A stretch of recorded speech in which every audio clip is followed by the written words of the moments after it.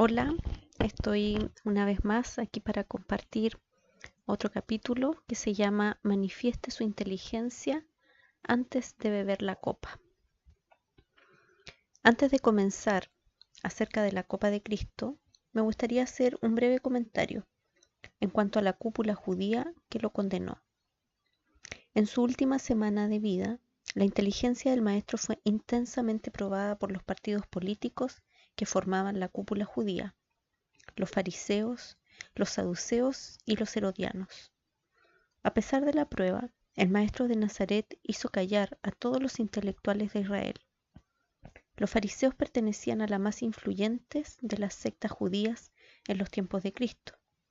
Por ser judíos ortodoxos, el celo por la ley de Moisés los llevaba a una obediencia muy estricta de la ley y sus tradiciones, aunque era solo externa y degenerada. Conocían las Escrituras, entre paréntesis Juan capítulo 5, verso 39 y 40, cierre paréntesis. Ayunaban y oraban, pero tenían una vida superficial, pues se preocupaban más del exterior que del interior. Los fariseos eran los enemigos más agresivos de Jesús. Dictaban órdenes que ellos mismos no lograban cumplir y se consideraban justos ante sus propios ojos. Entre paréntesis, Mateo 23, 1 al 36. Los escribas en general pertenecían al partido de los fariseos. Eran miembros de una profesión altamente respetada en su época. Reunían a su alrededor discípulos a quienes instruían acerca de las diversas maneras de interpretar las leyes y las tradiciones que estudiaban en forma profesional. También actuaban como abogados, habiéndoles sido confiada la condición de jueces en el Sanedrín. Eso aparece en Mateo 23, 6 y 7. Los saduceos, cuyos miembros provenían principalmente de las clases más ricas y de los sacerdotes, no creían en la resurrección del cuerpo ni en el juicio futuro. Eso aparece en Mateo 22, 23. Aunque defendían la ley escrita, criticaban las tradiciones orales observadas por los fariseos. Formaban el partido de la familia de los sumos sacerdotes de Jerusalén, con influencia directa en los cultos en el templo, y a menudo colaboraban con los gobernantes romanos. Se oponían a Cristo tan fuertemente como los fariseos. Él los condenó con igual severidad, aunque con menos frecuencia. Mateo 22, 29. Los herodianos formaban un partido minoritario en Israel. Eran mal vistos por los demás partidos por estar de acuerdo con el Imperio Romano. El término herodiano viene de Herodes. Herodes el Grande era un rey poderoso y creativo, pero al mismo tiempo un verdugo sanguinario. Fue él quien mandó matar a los niños menores de 2 años, buscando destruir al niño Jesús. El maestro revolucionó la forma de pensar y vivir de los hombres que componían la cúpula de Israel, la cual era rígida, radical y moralista. Ellos odiaban a los recaudadores de impuestos y apedreaban a las prostitutas. No se mezclaban con la gente común, ni les importaban sus necesidades básicas. No obstante, en medio de esa sociedad surgió un hombre sencillo, pero que poseía una elocuencia rara. Un hombre de apariencia común, pero que encantaba a las multitudes. Un hombre que tenía coraje para decir que era el propio Hijo de Dios, hijo único del autor de la existencia. Para espanto de los líderes judíos, como si fuera poco, esa herejía hablaba acerca del lenguaje del amor y era amable con los más miserables de Israel. Ese hombre cambió la moral reinante en aquella sociedad milenaria. Llegó a perdonar errores, fallas, pecados. Para los judíos, solamente el Dios Altísimo podía tener tal poder.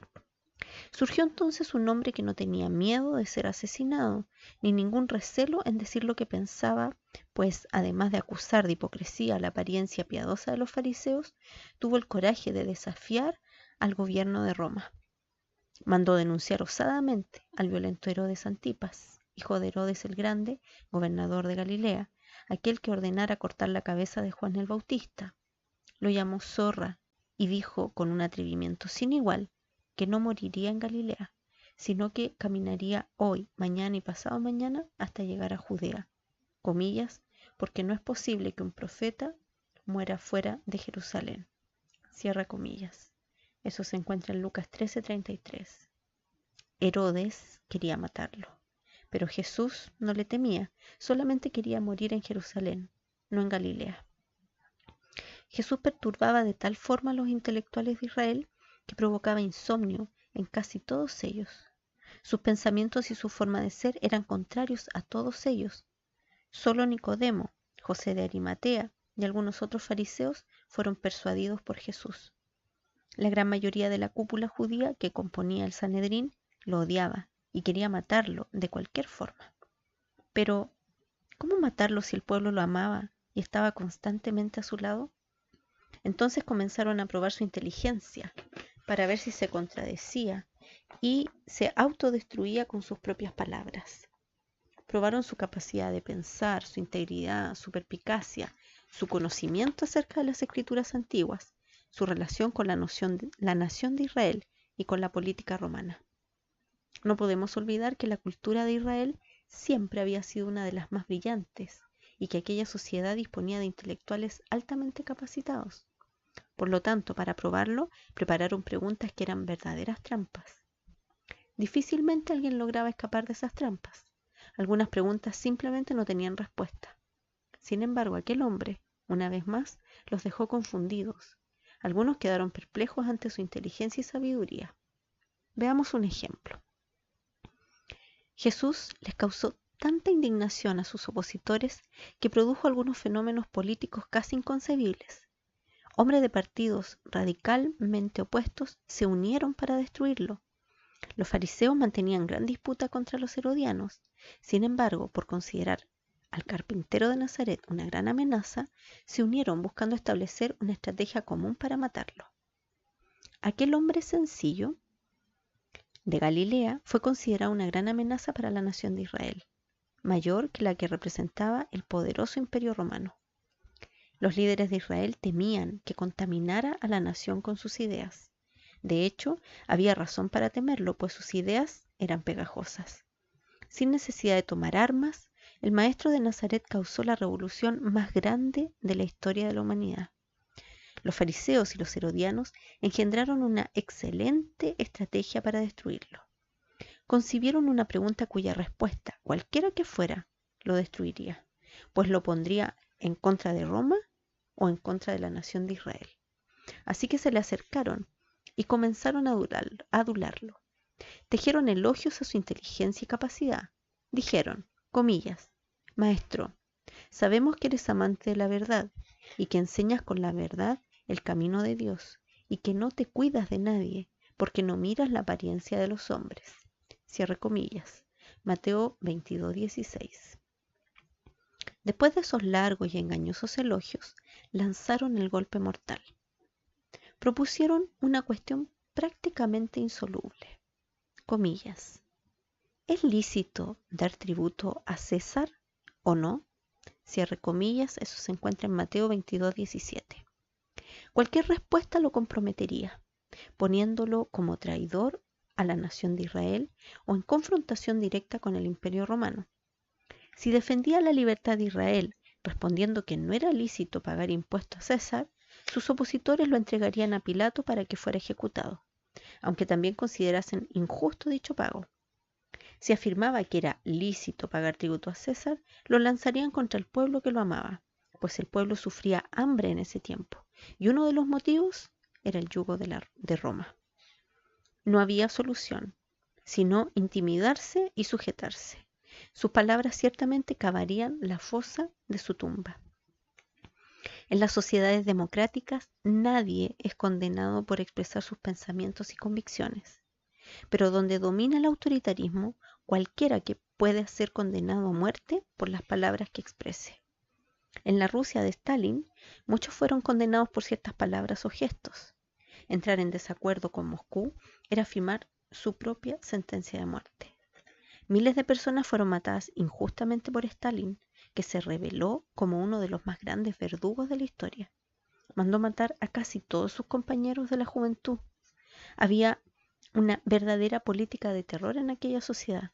El autoritarismo aplasta la libertad de expresión. En la época de Cristo, la vida valía muy poco. Había esclavos por todas partes. Roma era la que tenía las leyes más justas entre los pueblos antiguos. Eso explica la influencia que esas leyes ejercieron en el derecho de las sociedades modernas. Sin embargo, la eficacia de la ley depende de la interpretación humana. Las leyes, aunque justas y democráticas, al ser manipuladas por personas autoritarias, se distorsionan o no se aplican. Nadie podía desafiar al régimen de Roma.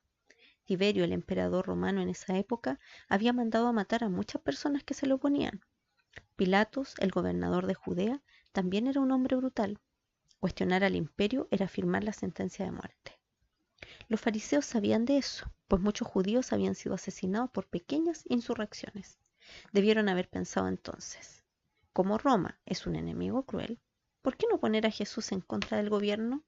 O tal vez, si no logramos ponerlo en contra de Roma, entonces con seguridad lo pondremos contra el pueblo.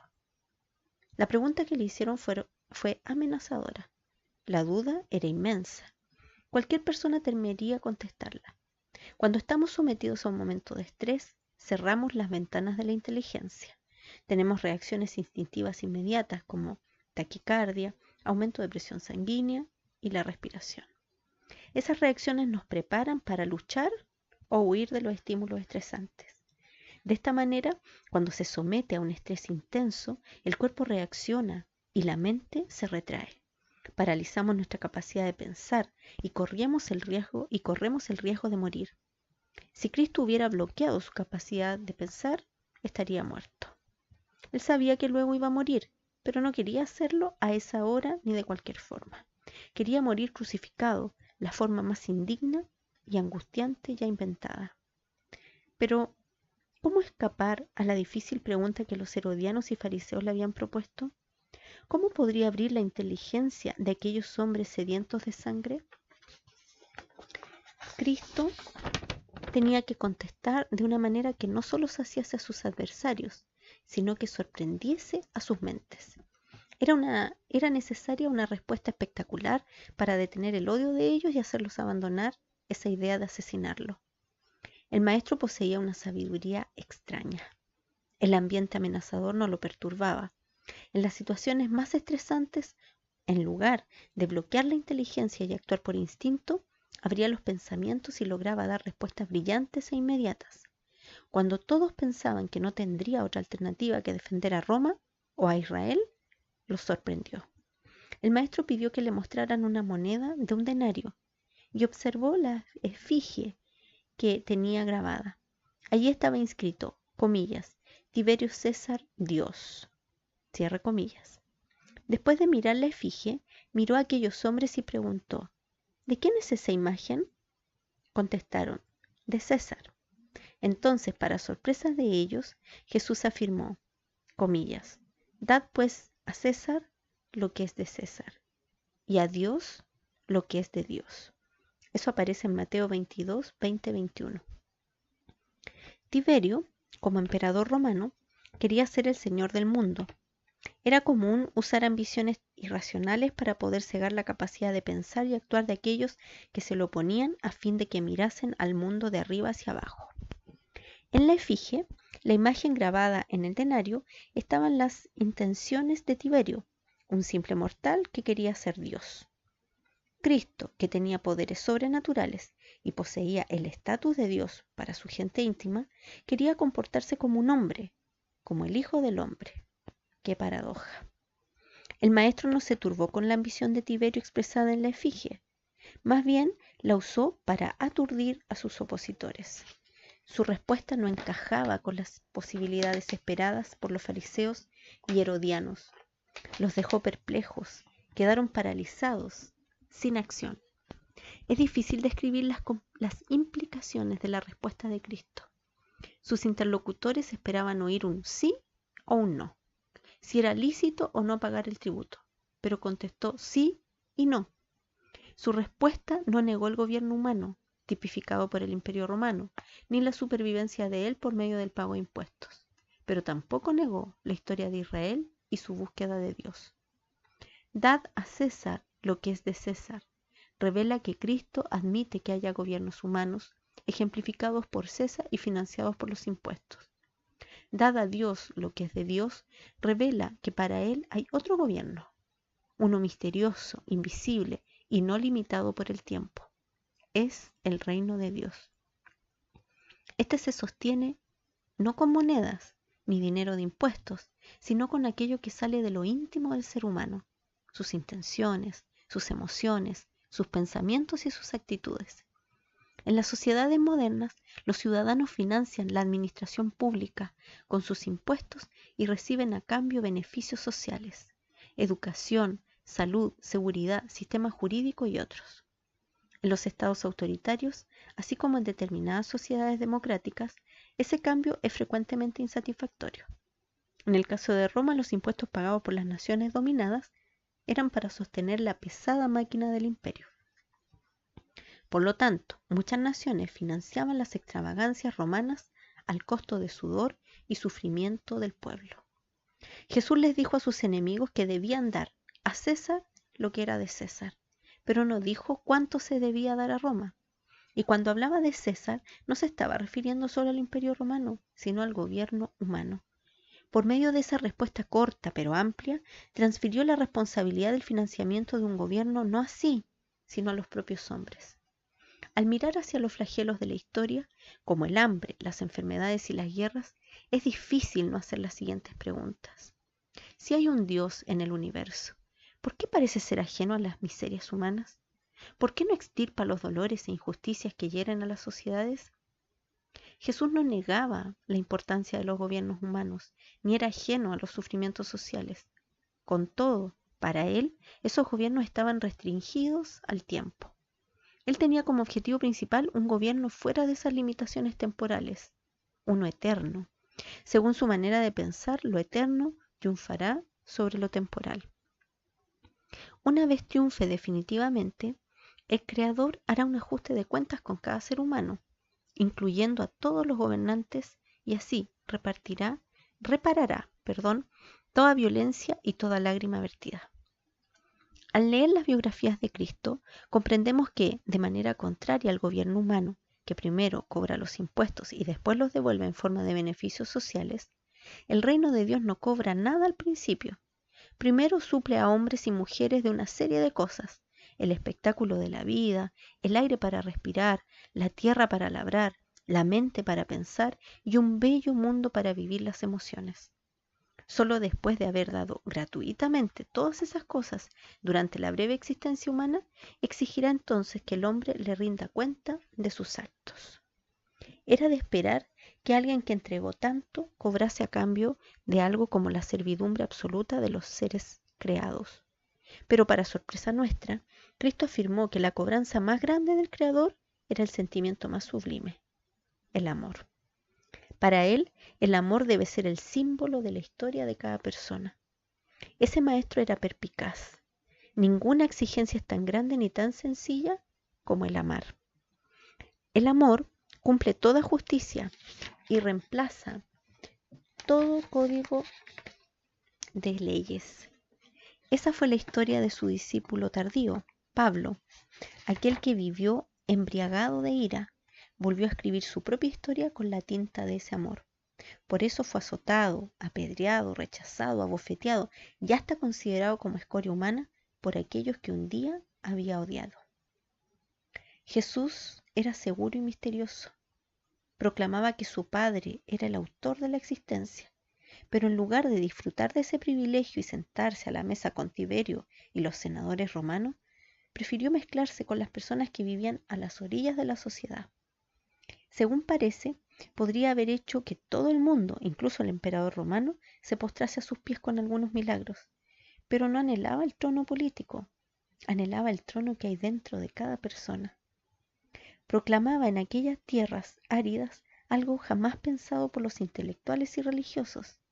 Afirmaba con convicción que Dios, aunque eterno, invisible y omnipotente, quería establecer un reino en el espíritu humano. ¿No parece raro ese deseo? Aunque haya tanto espacio en el universo para el Todopoderoso reclinar su cabeza, El carpintero de Nazaret busca su morada en el ser humano, aunque éste se encuentre lleno de defectos. Por eso enseñó a orar por la venida de ese reino. Comillas, venga tu reino, hágase tu voluntad. Eso aparece en Mateo 6:10. Llegó hasta clamar en voz alta, comillas, mas buscad primeramente el reino de Dios y su justicia, y todas estas cosas os serán añadidas. Eso aparece en Mateo 6:33. Los fariseos y los herodianos fueron derrotados con solo una frase. Ellos deseaban con su radicalismo matar a aquel manso hombre. Toda persona que es radical no es capaz de hacer una lectura multifocal de la memoria y sacar información que le permita pensar en otras posibilidades, sino aquellas a las cuales está rígidamente aferrada.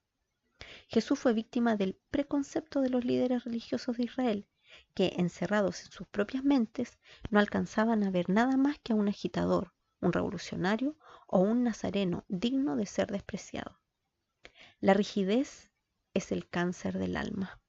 No solo hiere a las demás personas, sino que puede tornarse la herramienta autodestructiva más cruel. Hasta las personas interiormente bellas son capaces de herirse mucho si son rígidas y estrechas en su forma de enfrentar sus dificultades psíquicas. En psicoterapia, una de las metas más difíciles de alcanzar es romper la rigidez intelectual de los pacientes y conducirlos a abrir las ventanas de sus mentes y renovar sus esperanzas, principalmente si ya vienen de otros tratamientos frustrados. Las personas que creen que su problema no tiene solución crean una barrera imposible de romper dentro de sí mismas. Así, hasta enfermedades tratables como la depresión, el trastorno obsesivo y el síndrome de pánico se hacen resistentes. No importa el tamaño de nuestro problema, sino la forma en que lo vemos y enfrentamos. Necesitamos abrir nuestra inteligencia y ver las personas, los conflictos sociales y las dificultades de la vida sin miedo, de forma franca y multifocal. La esperanza y capacidad de ponernos como aprendices ante la vida son la base fundamental del éxito. El maestro de Nazaret deseaba producir seres libres, siempre dispuestos a aprender y llenos de esperanza.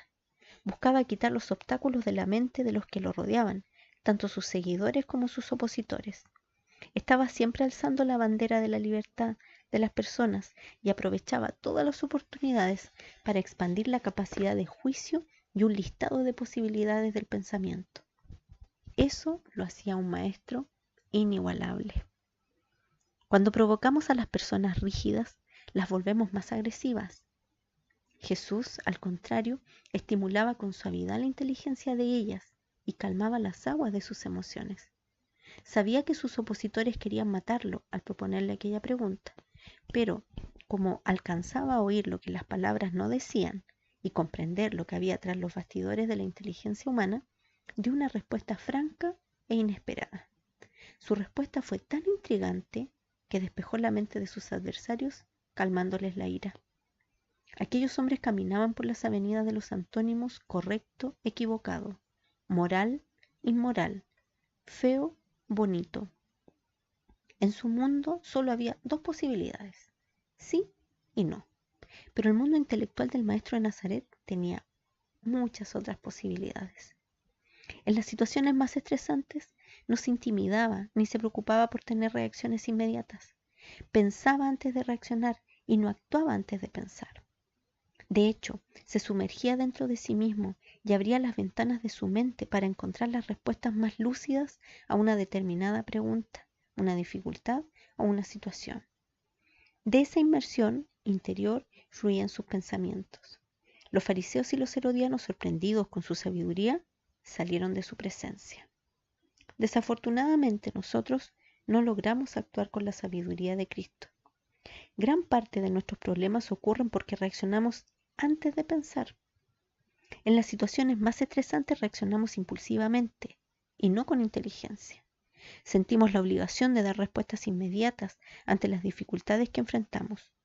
Paralizamos nuestra capacidad de pensar a causa de la necesidad paranoica de producir respuestas socialmente adecuadas, pues tememos pasar por tontos o retraídos si no contestamos rápidamente y de acuerdo a las expectativas ajenas. Necesitamos aprender a proteger nuestras emociones cuando seamos ofendidos, agredidos, presionados, intimidados o rechazados. Si no, la emoción siempre matará a la razón. La consecuencia inmediata de esta falta de defensa emocional es reaccionar de forma irracional y con un solo enfoque, no de modo multifocal. Necesitamos abrir las posibilidades de nuestras mentes y pensar en distintas alternativas ante los desafíos de la vida. El maestro, antes de dar cualquier respuesta, honraba su capacidad de pensar y reflexionaba con libertad y conciencia para después declarar sus brillantes ideas. Solamente alguien que es libre por dentro no es esclavo de las respuestas. Quienes giran alrededor de sus problemas y no aprenden a detenerse para hacer una mirada introspectiva y pensar antes de reaccionar, hacen que los pequeños obstáculos sean imposibles de vencer, que las pequeñas dificultades sean problemas sin solución, que las pequeñas decepciones sean un mar de sufrimiento. Por no ejercitar el arte de pensar, vemos una cucaracha como si fuera un dinosaurio. Debemos aprender del maestro de la escuela de la vida, a ser caminantes dentro de nuestro propio ser y no tener miedo de pensar. Que tengas un buen día.